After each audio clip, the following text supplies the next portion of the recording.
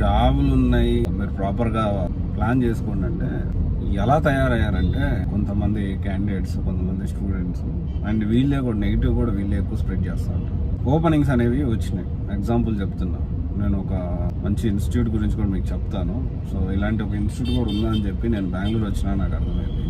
దాని గురించి నేను వీడియో ఖచ్చితంగా చేస్తాను మీకోసం. దగ్గరుండి హ్యాండ్ హోల్డింగ్ ఎలా చేస్తారు, ఎలా ప్లాన్ చేస్తారు, వాళ్ళ దగ్గర ప్రాక్టీస్ సెషన్స్ ఎలా ఉంటాయి, రియల్ టైం ప్రాజెక్టులు ఎన్ని గంటలు చేపిస్తూ ఉంటారు, ఇవన్నీ కూడా నేను మీకు అప్డేట్ చేస్తాను. సరే, దానికంటే ముందు సో కొంతమంది జాబ్లో ఉన్నప్పుడు వీళ్ళకి అప్డేట్ చేస్తే నేను ఊర్లో ఉన్నా, నేను కొంచెం వేరే పనిలో ఉన్నా అండ్ నేను ఇంకొక పనిలో ఉన్నా అని చెప్పి ఇంటర్వ్యూస్ ఉన్నప్పుడు వీళ్ళు రాకుండా ఇంటర్వ్యూస్ లేనప్పుడు వచ్చి నాకు ఇప్పుడేమన్నా ఊరి నుంచి నా పనులన్నీ అయిపోయి ఊరి నుంచి వచ్చాను, నేను నా పనులు ఏమన్నా అయిపోయాయి, ఇప్పుడు ఏమైనా ఇంటర్వ్యూస్ ఉంటే చెప్పండి సార్, నేను అటెండ్ అవుతాను అడుగుతున్నారు.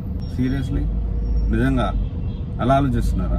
మనం ఆపర్చునిటీ ఉన్నప్పుడు మనం వెళ్ళి జాయిన్ అవ్వాలా, లేకపోతే మన కోసం ఆపర్చునిటీ వెయిట్ చేస్తుందా? ఒకసారి ఆలోచించండి. మనం మాట్లాడేది ఏంటంటే ఎలా ఉందంటే వీళ్ళు ఏం చేస్తారంటే నెక్స్ట్ మూమెంట్ లో కాల్స్ లేవు అని విపరీతంగా నెగిటివిటీ అనేది స్ప్రెడ్ చేస్తూ ఉంటారు. దానివల్ల వీళ్ళకి ఉపయోగం లేకపోగా మొత్తం ఎంటైర్ వాళ్ళ ఫ్రెండ్స్ మీద, రిలేటివ్స్ మీద అండ్ దగ్గర ఉండే వాళ్ళందరి మీద కూడా ఇంపాక్ట్ అనేది వస్తుంది. అండ్ పాజిటివ్ అంటే నెగిటివ్ స్ప్రెడ్ అయినంత ఫాస్ట్గా పాజిటివిటీ అనేది స్ప్రెడ్ కాదు. That is our reality. త్వరగా మంచి అనేది ఎప్పుడు అందరినీ చేరుకోదు. చెడు అయితే తొందరగా ఫాస్ట్గా ఇదైపోతూ ఉంటుంది.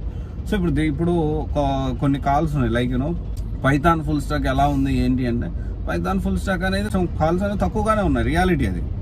అండ్ కానీ జావా ఫుల్ స్టాక్ మాత్రం బాగున్నాయి కాల్స్. ఫ్రెషర్స్గా కాల్స్ అంటున్నారు, కానీ ఫ్రెషర్ తగ్గట్టు దాని తగ్గట్టు జావా ఫుల్ స్టాక్ పర్ఫెక్ట్గా ఎంతమంది నేర్చుకున్నారు అనేది క్వశ్చన్ మార్క్.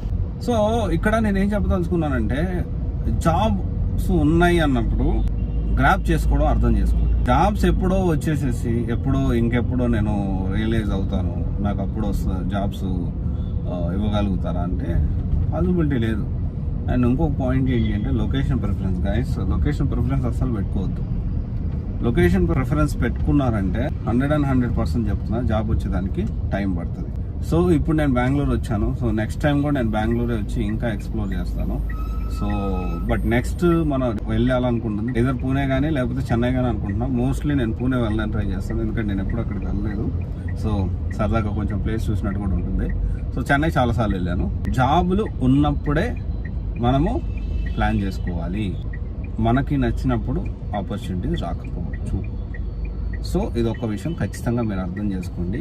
కాల్స్ ఉన్నాయి, కంపెనీ మారే వాళ్ళు కంపెనీలు మారుతున్నారు, ప్యాకేజీలు పెంచుకుంటున్నారు అండ్ ఆన్ సైట్ ఆఫర్స్ కూడా వస్తున్నాయి. ఇప్పుడు ఆన్ సైట్ వెళ్ళే వాళ్ళు కూడా ఆన్ సైట్ వెళ్తూ ఉన్నారు. వెరీ రీసెంట్గానే మా ఫ్రెండ్ అంటే నెదర్లాండ్స్ ఆన్ సైట్ ఆఫర్ వచ్చింది. సో ఒక 3 months వర్క్ చేసి వెరీ రీసెంట్గా 2-3 days బ్యాకే వచ్చాను. యాక్చువల్లీ ఇప్పుడు నేను అతని దగ్గరే ఉంటున్నాను బెంగళూరులో. సో ఇలా ఉంటుంది సిచ్యువేషన్ అనేది.